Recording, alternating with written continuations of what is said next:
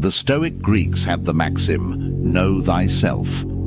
How do we, in this digital age, come to know ourselves in terms of our personalities and, more importantly, our potential?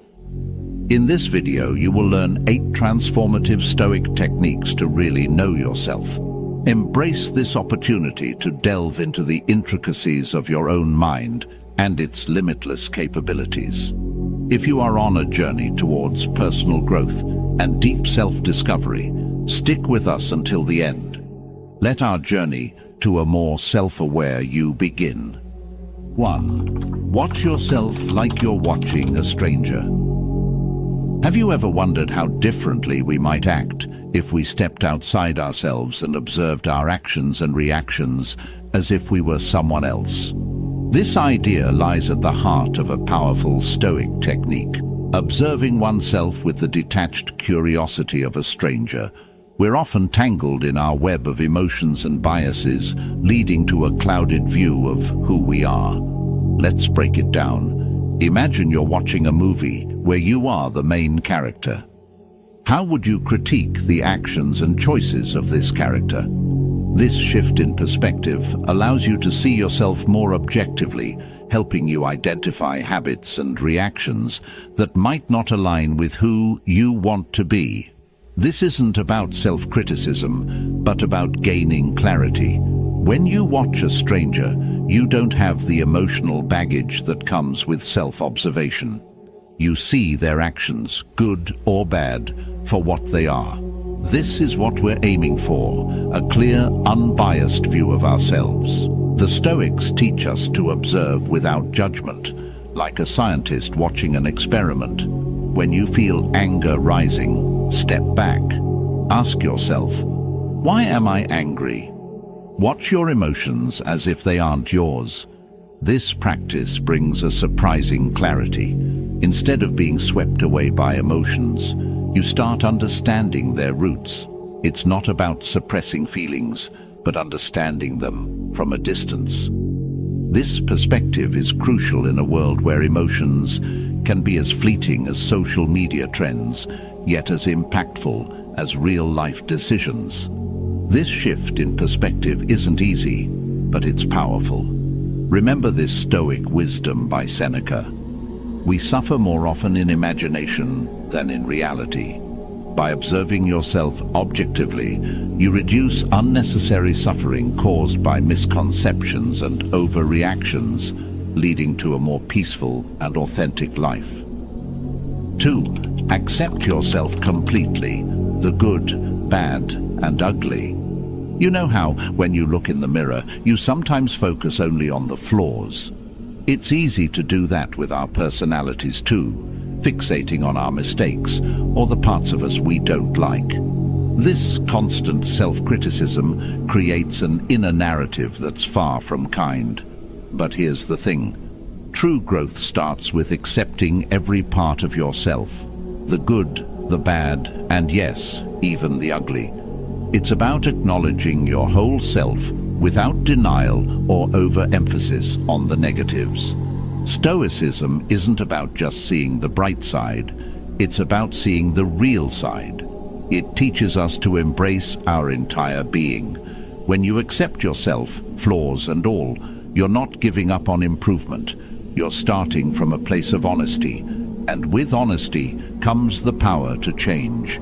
As Marcus Aurelius wisely said, accept the things to which fate binds you, and love the people with whom fate brings you together, but do so with all your heart.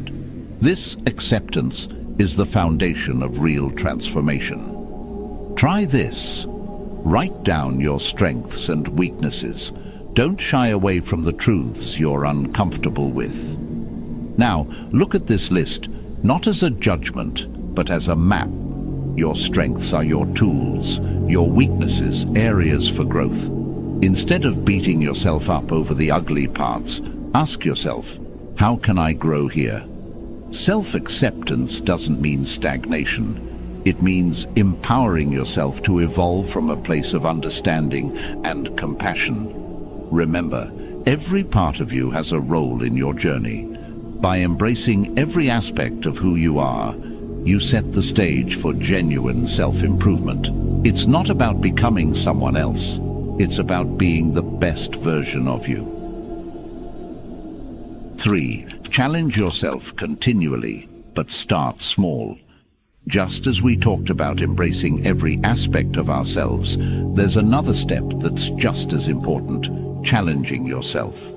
Yes, accepting yourself is vital, but growth? That happens when you step out of your comfort zone. It's like a muscle that needs both rest and exercise. You've acknowledged who you are. Now it's time to see what you're capable of becoming. Stoicism teaches us the value of continuous self-improvement. But here's the key: start small. Big leaps can be overwhelming and often lead to setbacks. It's like trying to climb a mountain in one giant step. Instead, take it one small hike at a time. Epictetus said, "No great thing is created suddenly." Apply this wisdom by setting small, achievable goals. Want to be more patient? Try holding back a quick reply in your next conversation. Aspire to be more fit? Start with a short daily walk, not a marathon. Here's something you can do today. Identify one small thing you've been avoiding or wanting to improve. Make a plan to tackle it in the simplest, smallest way. If it's reading more, start with a page a night. If it's speaking more confidently, practice with a close friend or in front of a mirror. Celebrate these tiny victories. They may seem small, but they're the stepping stones to greater achievements. Your potential is like a dormant seed, waiting for the steady water of effort and the nourishment of persistence to grow into something extraordinary. Remember, every big journey starts with a small step. By challenging yourself in bite-sized pieces, you're not only building your abilities, but also your confidence. 4. Compare yourself to who you were yesterday, not to who someone else is today. Have you ever caught yourself scrolling through social media, feeling a bit down because everyone else seems to be doing better? It's easy to fall into the trap of comparing ourselves to others. But here's the truth. The only fair comparison is with the person you were yesterday. This isn't just about feeling better. It's about recognizing and valuing your own journey and growth. Just like we talked about making small, incremental changes, this technique is about measuring those changes. Instead of looking at others and feeling behind, turn your gaze inward.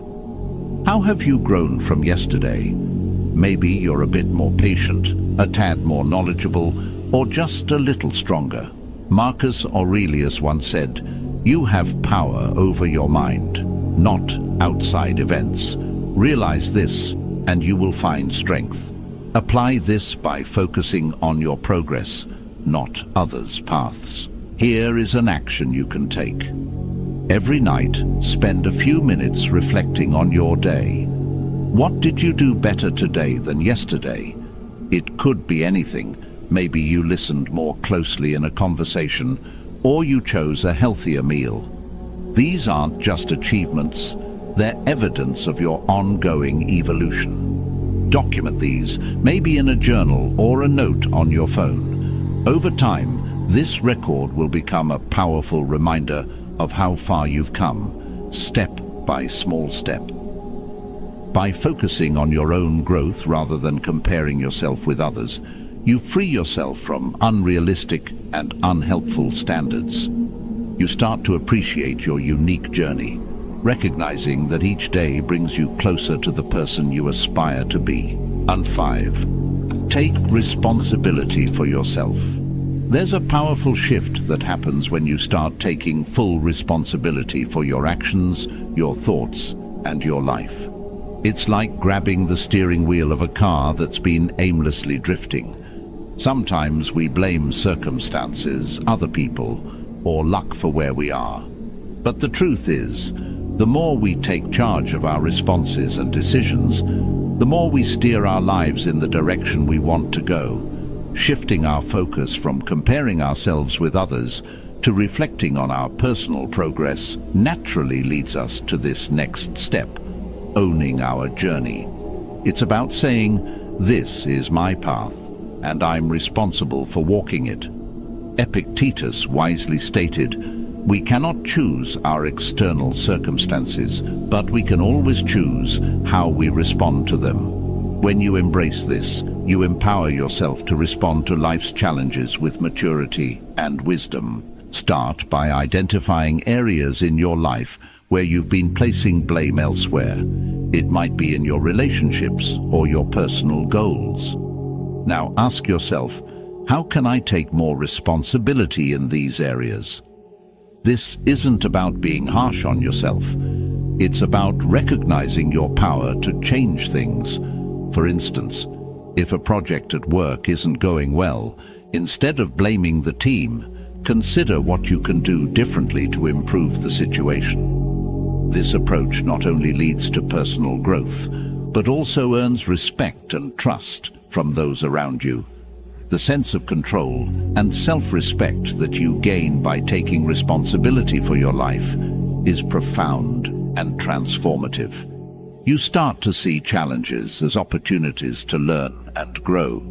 The next technique builds on this, taking us deeper into the art of living a stoic life of self-discovery. 6. Choose your influence wisely. Every day, whether we realize it or not, we're influenced by the people, media, and environment around us. It's like the air we breathe, sometimes refreshing, other times polluted. These influences can shape our thoughts, actions, and ultimately, our lives. The problem arises when negative or toxic influences start steering us away from who we truly are or want to be. Recognizing and choosing these influences wisely is crucial for our growth and well-being. As we embrace taking responsibility for our lives, as discussed earlier, part of this empowerment is choosing who and what we allow to influence us. Seneca once said, "Associate with people who are likely to improve you." Surrounding yourself with positive, supportive, and inspiring people can propel you forward. Similarly, choosing media that uplifts and educates rather than degrades and distracts is vital in your journey of self-improvement. Start by evaluating your current circle of influence. Are there people who consistently drain your energy or lower your aspirations? It might be time to reassess these relationships. In the same vein, consider the media you consume. Does it enrich your mind or clutter it? Actively seek out individuals and resources that align with your values and goals. Whether it's books, podcasts, or conversations, ensure they contribute positively to your growth. Remember, it's not about cutting people off, but about intentionally cultivating an environment that supports your journey. 7. Say yes to only what matters. Our time, energy, and attention are among the most valuable things we have. Yet, how often do we find ourselves saying yes to things that don't truly matter? Overcommitting or getting caught up in trivial matters can lead us away from our true goals and passions. The art of saying yes only to what aligns with our values and aspirations is a powerful skill to develop. Reflecting on our last discussion about choosing influences wisely, this principle extends to our decisions and commitments. It's about aligning our actions with our values. As Marcus Aurelius reminds us, it is not death that a man should fear, but he should fear never beginning to live. Living truly means making choices that resonate with who we are and what we want to achieve, not just filling our time with busyness. Start by assessing how you currently spend your time. Look at your daily activities and ask yourself, does this add value to my life? Does it align with my goals? If the answer is no, it's time to reconsider that commitment. This doesn't mean you should never help others or engage in leisure. It's about balance and intentionality. For example, before taking on a new project or attending an event, Weigh its importance against your personal and professional goals. Will it bring you closer to where you want to be? If not, it might be better to politely decline and focus on what truly matters. Saying yes only to what's truly important helps you live a more focused, fulfilling life. It's about choosing quality over quantity in every aspect of your existence. In the next technique, we'll delve into another Stoic technique that will help you maintain this focus and live in accordance with your true self. Stay tuned. 8. Make others better. One of the most rewarding experiences in life is contributing to the betterment of others. Often we get so focused on our personal development that we overlook the profound impact we can have on those around us. The true measure of our growth isn't just in how we improve ourselves, but also in how we uplift others. It's about creating a positive ripple effect that extends beyond our individual lives. As we've explored focusing on what truly matters, part of that includes the relationships we nurture and the influence we have on people. Seneca beautifully stated, "Wherever there is a human being, there is an opportunity for kindness." This is about extending the wisdom and strength we've gained to others. It's not just about self-improvement, it's about community improvement.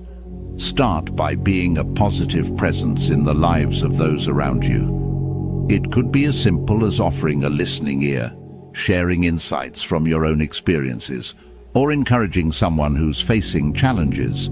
You could volunteer your time, mentor someone, or just make it a point to spread kindness and understanding. Remember, it's not about grand gestures. Even small acts of support can have a significant impact. By helping others, we not only make their lives better, but we also reinforce our own growth and find a deeper sense of fulfillment. In this journey of self-discovery and Stoic practice, remember that your growth is a beacon that can light the way for others. Bonus tip: start a daily journaling habit. This is a bonus tip for those who've journeyed with us this far.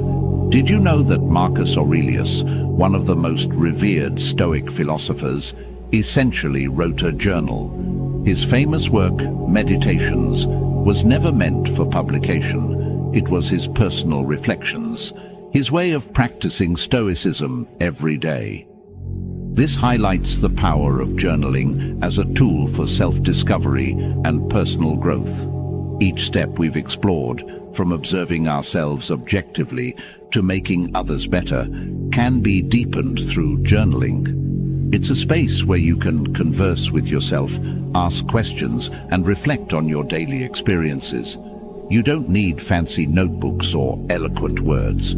Just start with your thoughts and feelings, raw and unfiltered.